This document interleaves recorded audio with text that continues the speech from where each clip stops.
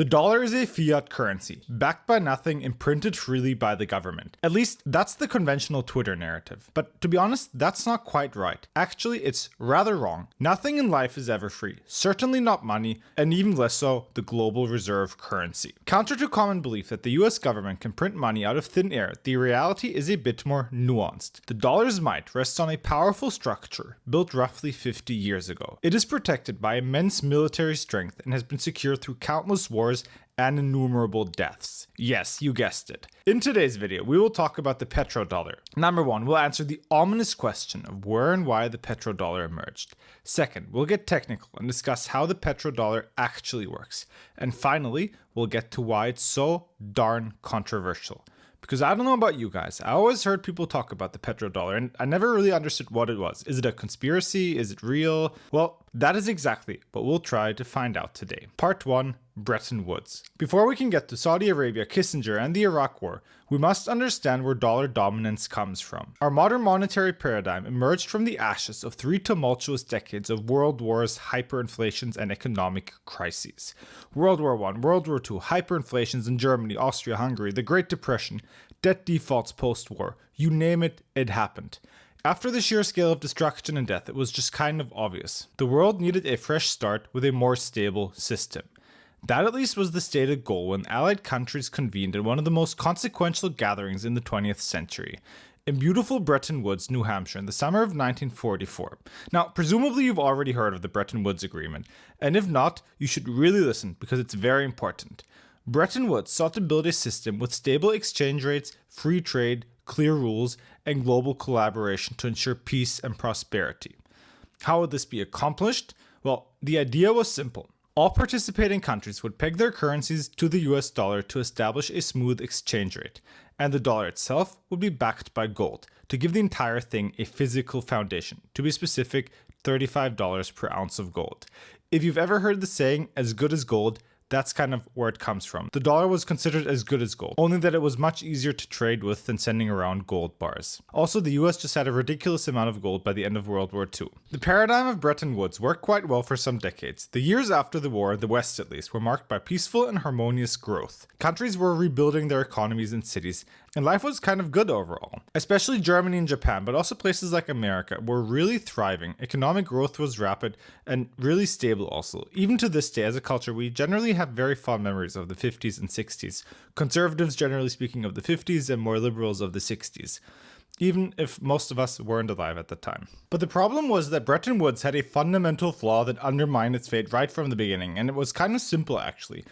The US had a relatively steady amount of gold at home, and sure, it could buy more, but at the end of the day, the US government preferred to spend money on the military, welfare, and other things. You know, the kind of stuff the governments usually spend money on. So more or less, the US had a fixed amount of gold at home. However, in the decades after World War II, the global economy grew rapidly. To lubricate global trade, the amount of dollars going around needed to increase. At least that's if you believe that the world needs healthy inflation, but that's topic for another video.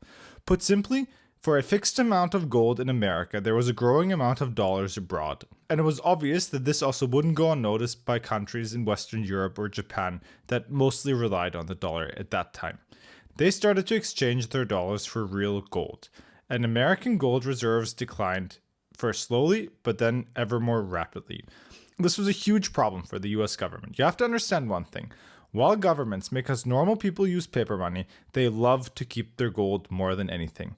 America could not have a system where foreign countries drained American gold reserves. So we have to do something about it, right? The strength of a nation's currency is based on the strength of that nation's economy. And the American economy is by far the strongest in the world. Accordingly, I have directed the Secretary of the Treasury to take the action necessary to defend the dollar against the speculators. I have directed Secretary Connally to suspend temporarily the convertibility of the dollar into gold or other reserve assets, except in amounts and conditions. What Nixon finally did in 1971 is what pretty much all governments predictably do. They usually start off with some sort of hard money, overspend, and then remove the gold backing. It's not different in the history of the dollar. The answer to the rampant gold outflow was simple. You just remove gold convertibility. To summarize it bluntly, fiscal overspending to fund the Great Society programs and the Vietnam War undermined trust in the dollar. broke the Bretton Woods system, and then reached its culmination when Nixon nullified gold convertibility, leading to high inflation in the 1970s. Interestingly, the Nixon shock didn't really have any immediate consequences. Many skeptics at the time thought that it would wreak havoc on markets. Ray Dalio, for example, mentions in a few of his books that he was working on the New York Stock Exchange when Nixon revoked gold convertibility. Young Dalio at the time expected a market catastrophe, but in reality, nothing really happened. If anything, the markets actually rallied according to him. So everything sounds good, right? Nixon revoked the gold standard and happily ever after. Well, wrong. While American gold reserves were rescued, America was left with another giant problem. We already hinted to it, but there was massive inflation in the years after, probably much worse than what we recently had. The dollar was still in a critical state and was quickly devaluing. Because America had global power ambitions and was locked in dead-heat competition with the Soviet Union, it needed to keep the dollar as the global reserve currency. The US government needed a system where it could spend far more money than it had, without directly imposing unpopular taxes. This reached its culmination when the Yom Kippur War broke out in 1973 between Israel and an Arab coalition. When America signaled unfaltering support to Israel, OPEC imposed an oil embargo which skyrocketed the prices of oil, even quadrupling by some accounts. Maybe you heard your parents tell stories about this, or you saw videos of the oil shocks in America. For example, have you ever wondered why most of the US has a 55-mile-an-hour speed limit? That was imposed in the 1970s because of high oil prices. Essentially, the belief was that at 55 miles an hour, you drive more fuel efficiently than at higher speeds. Some countries in Western Europe even had car-free Sundays where they severely limited driving. This finally brings us to the petrodollar, which was an ingenious approach to rescuing dollar dominance while asserting control on the oil-producing countries in the Middle East. From gold backing, America indirectly pivoted to hydrocarbon backing. Nixon, and as far as I understand, especially Kissinger, came up with this novel construct. Contrary to what some skeptics might assume, the petrodollar is actually not a conspiracy theory at all. You can read about petrodollar recycling on government websites or even Wikipedia. Some of the details on how the petrodollar emerged and how voluntary it was on behalf of Arab states is a bit more debated, but the existence of petrodollar recycling is widely accepted. The plan was the following. Saudi Arabia would price all of its oil exports in dollars and exclusively in dollars. If, let's say, Singapore wanted to buy oil from the Saudis, it needed to acquire dollars first. Saudi Arabia would then use a large chunk of these dollar profits to invest in US treasuries. In simple words, Saudi Arabia would buy American debt. This created a recurring cycle effectively. America would buy goods from various countries in dollars, Japan, France, UK, and so forth. These countries then used those dollars to buy oil from Arab states, mainly Saudi Arabia. And Saudi Arabia used these dollars to buy American bonds, sending the dollars back home. In return, the Saudis received US bonds. And at every single iteration of this cycle, which is very crucial, the US government sent over slightly more devalued dollars abroad, exporting inflation and reaping the profits. This is why it's often called petrodollar recycling in a more academic or official environment, because the entire thing functions as a cycle. That's it actually, it's very simple, but the ramifications are profound. To enhance our understanding, let's answer a few obvious questions that are usually not asked when people speak about this. Number 1, incentives. We get that America desires stable oil prices and demand for its debt, but what's in it for the Saudis? Why would they artificially limit themselves to only selling in dollars? Well, the answer is clear. America extended security guarantees and regime protection to Saudi Arabia, which was crucial for a country in such a volatile part of the world. Moreover, the US Navy protected and patrolled global oceans. Saudi Arabia relied on safe waterways to transport its oil around the world. And finally, the Saudis also benefited from parking their massive oil revenues in the deepest, safest, interest-bearing market on the planet, especially considering that oil revenues can at times be quite volatile. Now, additionally, and this is where we get into more controversial territory, is that there were quite a few political assassinations in the 1970s of people in the Saudi royal family. But we'll not get into this now, maybe in another video. Another critical question for our understanding is, why was Saudi Arabia so crucial in this? I mean, there are tons of other oil-producing countries in the world. The first answer is that Saudi Arabia just has a lot of oil. But more critical is something else entirely, actually. Saudi Arabia has the largest spare capacity in the world. This means they can quickly turn on and off oil production. So if they want, they can flood the market with oil, but they can also turn off production and suffocate global markets. That is because demand for oil is rather static. At the end of the day, people need to drive, they need to heat their house. It doesn't move that much. So this means for rather constant demand, manipulating the supply can have big consequences.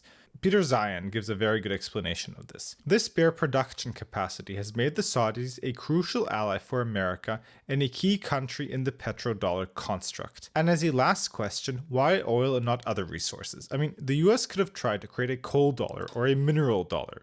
The answer again is straightforward. There is a huge international market for oil, and it's an essential resource for any economy. Unlike coal, the major economic zones of Western Europe, East Asia, and North America mostly need to import oil. Well, I guess nowadays America produces a lot of it, but that's because of fracking, which wasn't much of a thing in the 1970s. So to put it bluntly, the major economies required much more oil than they could produce.